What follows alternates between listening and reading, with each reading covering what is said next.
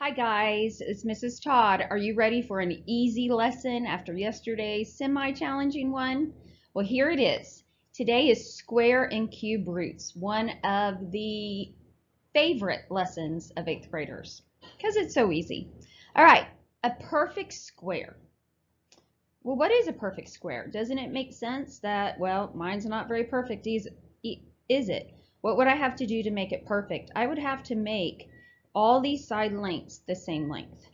Okay, so that's important. Squares, all these side lengths are equal. A perfect square is when those side lengths are whole numbers, okay, not fractions or decimals. The side length of a perfect square is called the root of that square. Okay, the symbol that communicates you're trying to find the root of that perfect square that has whole number side lengths kind of looks like a check mark. Typically, you'll also see a line above. It depends on what device you're typing from, but that's the square root symbol. So when you see that symbol and a number underneath it, like our example right now, it means you've got this perfect square. Perfect meaning the side lengths are whole numbers. And the number underneath is our area. Okay, so area, remember, is when you multiply one side by the other side. So side times side, but we know they're the same whole number side length. So what that means is we're looking for what whole number multiplied by itself gives us 49. Well, we know that 7 times 7 is 49. Therefore, those side lengths have to be 7s in order to give us an area of 49. And we call that side length of 7 the root. So when you see this problem, read the square root of 49, it wants to know what is the root, and you would say it is 7. So now let's look at 121. So we know we got this perfect square with it an area of 121, and these side lengths are the same, and they are whole numbers because it's perfect square. So we know side times side equals 121. What number multiplied by itself is 121? 11. So we would say the square root of 121, its root is 11. Pretty easy, isn't it? All right, now let's look at finding square roots of fractions. They don't have to be scary at all. These are still going to be perfect. It means you're just going to go through the process on the numerator and the denominator. So to find the square root of a fraction, you're going to simply evaluate the square root of the numerator and denominator and then simplify. So look at the square root of 25. I'm focused on the numerator, okay? Perfect square with an area of 25, and we know the side lengths would have to be whole numbers. What number times itself is 25? We would say 5. Now you repeat the process on the denominator separately. So now we're looking at 36. What number times itself is 36? It is 6. And you look at your final answer and ask yourself, is it simplified? And yes, it is. So we would say the square root of 25 over 36, its root is 5 over 6. So now let's look at our second example. Making this a little faster, we simply want to know what number times itself is 16. 4. Then what number times itself is 64? 8. Is 4 over 8 simplified? No, it simplifies to 1/2. So we would say the root of the square root of 16 over 64 is 1/2. Decimals, not tricky at all. When working with decimals, find the root of the number as if there was not a decimal. In other words, ignore it. When I look at this first example, I see no decimal, so I see 144. What number times itself is 144? It's a 12. So that's part of my answer. To finish this answer, all I've got to do is figure out where to place the decimal. To do that, count decimal places in that original number. There's 2 of them. And divide that number by 2. So I think 2 divided by 2 is 1. That's how many decimal places the answer is going to have. So I start all the way from the right, move over 1 place, and there's where I put my decimal. So now we know The square root of 1.44, its root is 1.2. Let's do our second example. The square root of 0.04, ignore the decimals. In this case, ignore the zeros too because they're to the left. What number times itself is 4? It is a 2. Now count decimals. How many are there? There are 2. 2 divided by 2 is 1. That's how many decimal places my answer should have.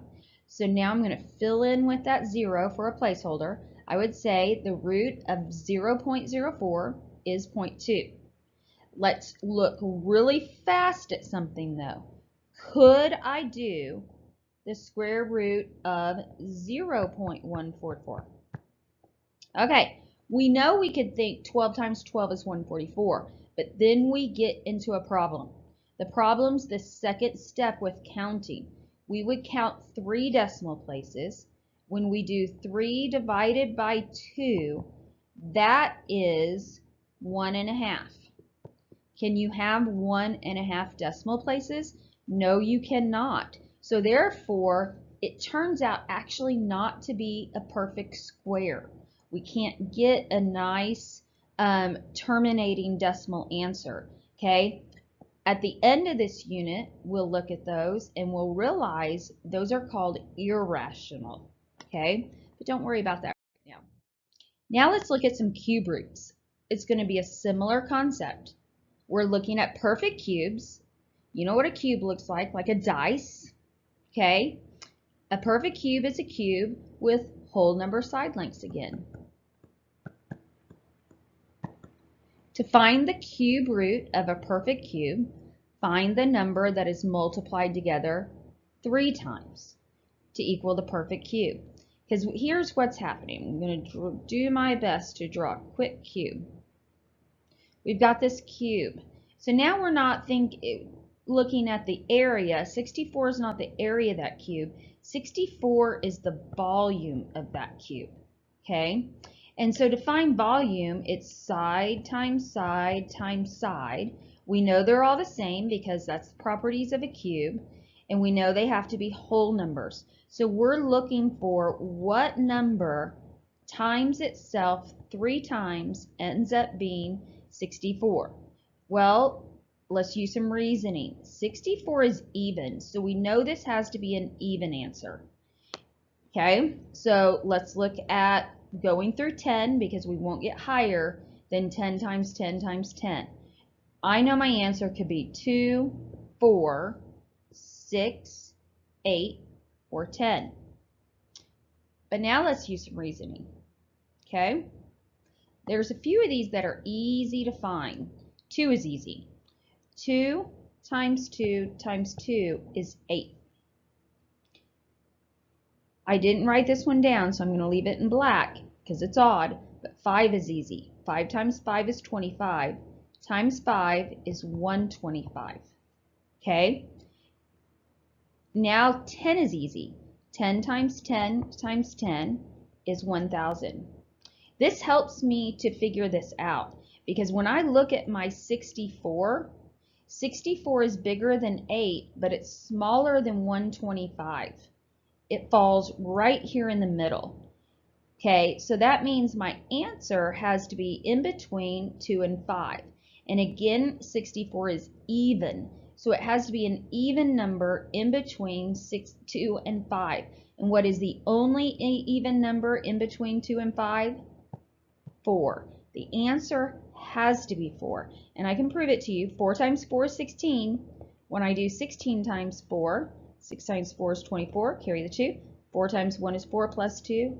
I get my 64. So see how that reasoning, good number sense can help us to get to these answers? Let's look at 216. 216 is also even. Okay? 216 is bigger than 125. So I know it falls somewhere in this area. I'm looking for an even number a little bit bigger than that 5. Well, there's 2 options here, 6 and 8. Okay, my gut says it's going to be the 6 because 216 is close to 125.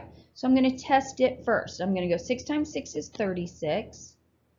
And then I multiply that times 6. 6 times 6 is 36. Carry my 3. 6 times 3 is 18, plus 3 is 21. And I do prove 6 works. So the cubed root of 216 is a 6. Okay? By the way, let's look at some other perfect cube numbers you're going to work with.